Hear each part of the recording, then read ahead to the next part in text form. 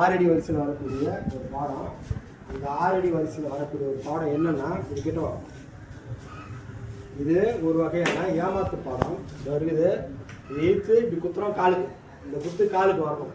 சரிண்ணா, காலுக்கு ஒதுக்குப்போம், காலி பண்ணிட்டு ஒரு ஒதுக்குறாங்க. சரிண்ணா, ஆனால் இந்த பாடத்தில் வரக்கூடிய முதல் குத்து எப்படின்னா, கீழே காட்டி மேலே இருக்கும்.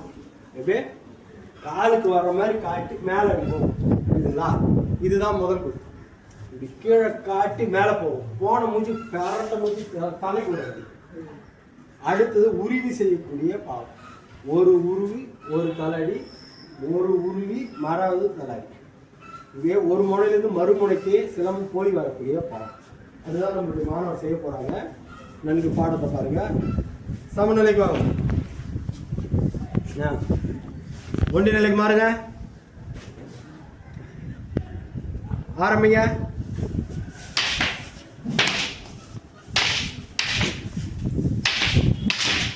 நல்லா ஒரு அப்படியே இறக்கிங்க, இன்னும் கொஞ்சம் இறக்கிங்களா. முதலடி 1 2 உருவி 3 4, அடுத்து கண்ணம் 5 6, இவ்வளோதான். இந்த 6 வகையான அடிகளை கொண்ட பாடம் தான் இந்த பாடம். மீண்டும் ஒரு முறை, மீண்டும் ஒரு முறை. 1 2 3 4 5 அவ்வளோதான். நீங்கள் ஒரு முறை வேறு 1 2 3 4 5 6. இந்த உருவி செடிகள் வரும்போது கொஞ்சம் நிதானமாக செய்யணும். ஒரு அடிக்கும் எவ்வளோ இடைவெளி இருக்குது அப்படின்னு பாருங்கள். எதிரியை ஏமாற்ற குறிப்பாங்க. தூக்கி வச்சு அப்படி குத்துறோம், கட்டு எனக்கு கட்டு கட்டுறது தெரியாது. அடி இதுக்கு இதுக்கு டைமிங் எவ்வளோ, மிக மிக குறுகிய காலம். அப்படியே தூக்குறோம், 1 2 அப்படி ஓடும், 1 2 அவ்வளோதான் பார்ப்போம். அப்படியே ஒரு அடி பரட்டை உரிசை, ஒரு அடி பரட்டை. இது கண்ணமாக போகணும்.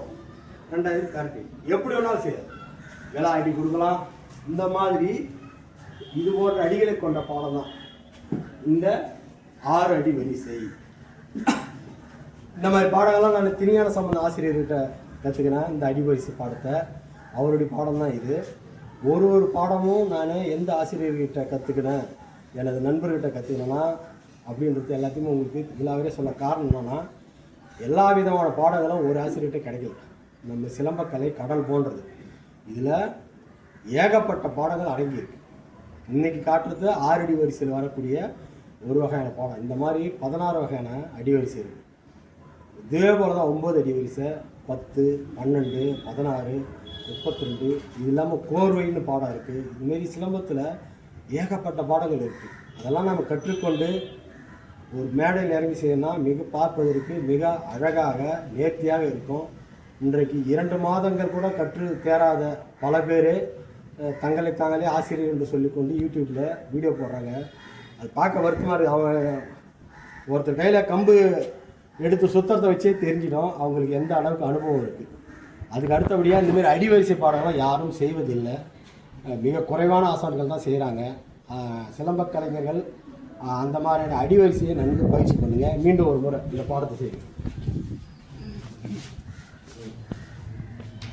புதுவா 1 2 3 4 5 6 1 2 3 4 5 6 அவ்வளோ. இந்த பாடத்தில் போகிறோம். இந்த பாடத்தில் இருக்கக்கூடிய அடிகள்லாம் எவ்வளோ வலுவாக இருக்குது, இதை எப்படி கட்டணும். இப்போ நம்ம செய்கிறது எல்லாமே இறங்கி கட்டக்கூடிய பாடம். இறங்கினா எதிரி அடித்தாங்கன்னா அதை நம்ம காலி பண்ணிவிட்டு இறங்கிக்கணும். இதுங்களா, இப்போது எதிரி நம்ம அடிக்கணும்னு முடிவு பண்ணிட்டா நெருங்கி செய்யணும். இந்த மாதிரி வலுவான அடியை அடித்து நல்லா பழகினதுக்கப்புறம் நமக்கு எந்த அடியும் தடுக்கலாம்னு ஒரு தைரியம் வரும். தொடுமுறை மட்டுமே பாடம். தொடுமுறையில் கூட நம்ம இந்த போட்டி சிலம்பத்தில் யாருமே தடுக்கிறது கிடையாது. அதேமாரி போட்டியில் வரக்கூடிய நானும் பல மேல்நாட்டு கலைகள் குத்துவரிசை போல உள்ள பல மேல்நாட்டு கலைகளை பார்க்குறேன். போட்டிக்காக அவங்க யாருமே அடியை தடுக்கிறது கிடையாது.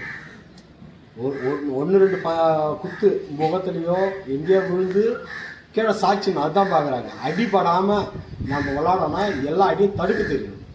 கையை நம்ம எது கொடுத்துக்கிறோம், தடுக்கிறதுக்கு தான். இந்த தடுக்காமல் வெறும் போட்டிகளை மட்டுமே போட்டி விளையாட்டை மட்டும் மையப்படுத்தி தான் இன்றைக்கி உலகம் ஓடிக்கொண்டிருக்கு.